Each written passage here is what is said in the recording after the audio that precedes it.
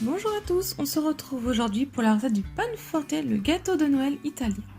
Il vous faudra 100 g d'amandes entières, 100 g de noisettes entières donc avec la peau, 200 g de fruits confits, 100 g de figues séchées, 100 g de miel, 80 g de sucre glace, un sachet de sucre vanillé, une cuillère à café d'épices pour pain d'épices, 50 g de farine et une pincée de sel. Je commence dans une poêle par venir mettre les amandes entières et les noisettes et je vais les mettre sur feu doux à torréfier. Donc on va les faire un petit peu dorer.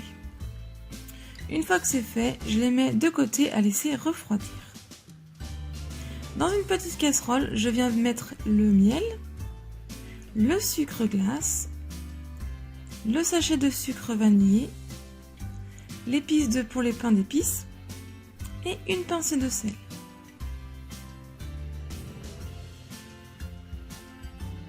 Je viens mettre ma casserole sur le feu doux, je mélange à l'aide d'une spatule ou d'une maryse et je vais mélanger jusqu'à ce que le sucre glace soit totalement dissous et que le mélange commence légèrement à épaissir.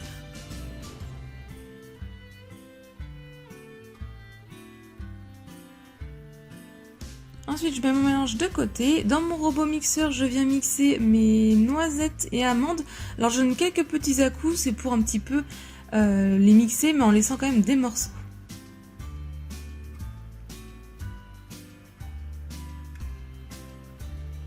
Je verse ça dans ma casserole et je viens les mélanger pour les enrober du mélange précédent.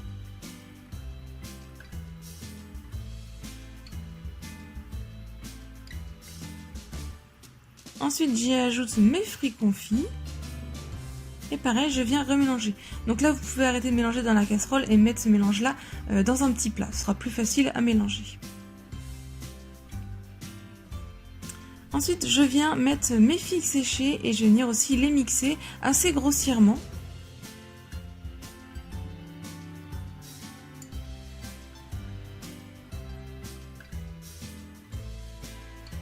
Et donc, je viens les ajouter là aussi dans mon mélange.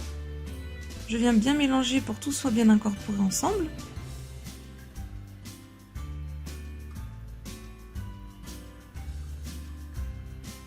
Ensuite, pour finir, on va venir ajouter en 2 voire 3 fois la farine. On va mélanger à chaque fois pour bien l'incorporer. Donc vu que c'est un mélange qui est très consistant, vous prenez bien votre temps à mélanger.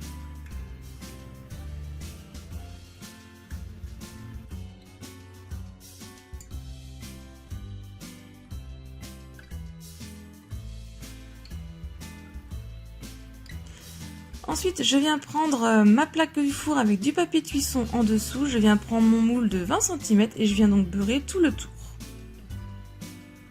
Et je viens simplement verser ma préparation dedans. À l'aide du dos de ma maryse, je viens bien répartir donc, la pâte au fond parce que vu qu'elle est très compacte, il va falloir l'étaler bien nous-mêmes.